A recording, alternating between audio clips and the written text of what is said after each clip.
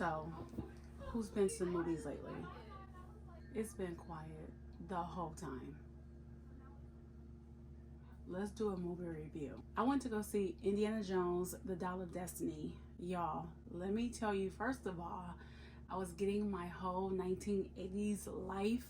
I grew up looking at Indiana Jones in the movie theaters. So for them to come out with a new version of it, I was so excited. Indiana Jones is starring, of course, Harrison Ford. It starts off like back in the day during the Nazi era, and they stumble upon this ancient dial that's supposed to set time back. It's actually like a half of a dial, and Indiana Jones has this run-in with this scientist. His name is Volaire. I'm gonna try to not have no spoilers, but I can't make no promises.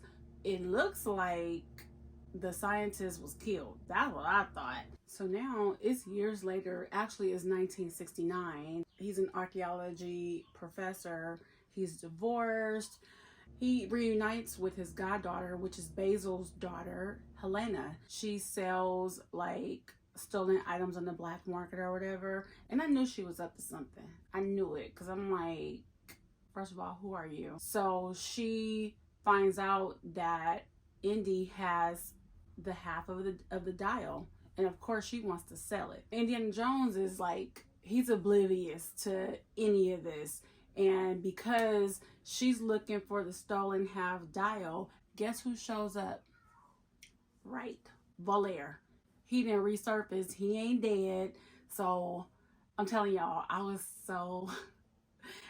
so excited because I love these type of movies anyway. So they go on this whole hunt looking for the other half of the dial, because in the wrong hands it sets time back. You can go back in time to do, God knows what. And so now the Nazi scientist, he worked for NASA. Yeah, exactly. I know. The whole movie is really about them trying to find the other half of the dial before the Nazi scientist finds it. If you know anything about Indiana Jones, with the insects and the snakes, and like you're gonna get all of that stuff, all of the unbelievable stunts and that we just love in movies. Because let's just be real, all this stuff that's like close to real life, give me some unbelievable stuff. Give me you standing on top of the train going 200 miles an hour and you ain't blown away. Give me that. I'll take that. And Antonio Banderas was in the movie. I did not know that. Yeah. If you watch, you'll see what happens. They find the other half of the dial. Not without Volaire tracking them and finding them too. Helena had this cute little boy with her. He was like her sidekick. Now he was a pickpocket. Cute little kid though. I don't remember his name in the movie. The Nazi scientist gets his hands on both pieces of the dial. So I'm like, well damn, where he trying to go? Like, why do he want the dial so bad? He wanted the dial so he can go back to World War II and change the outcome. Really, boy? Where are you trying to take us to? All I know, it better not be taking us back to slavery, okay? Homeboy gets both pieces of the dials, and Indy is telling him, like, you don't even know where you going. And I thought he was lying, but no, he really didn't know. He was like, you gonna send us somewhere where we ain't even supposed to be. Child, they ended up way in, like, 450 BC, during the Roman era.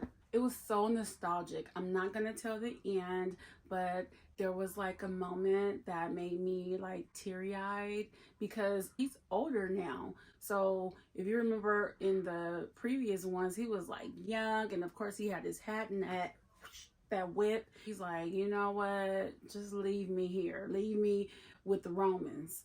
It was really touching how it ended. And then why they had Indiana Jones in some gray sweats? Because y'all know about gray sweats. I mean, was it giving? Depends on who you ask. But I saw the gray sweatpants moment. I was like, okay, Indiana. The ending you see, well, see, I don't want to tell the end. I don't want to tell the end. So I'm going to leave that for y'all. I'm going to leave that for those that are going to go see it. So if you love action and want to fulfill that nostalgia for 80s movies, definitely go see Indiana Jones and the Dial of Destiny. If you like this video, leave a comment down below. If you didn't like it, leave a comment anyway. Just be nice, don't be mean. And if you haven't already, subscribe to my channel. I want to thank you guys from the bottom of my heart for watching, and I'll see you in the next video. Bye.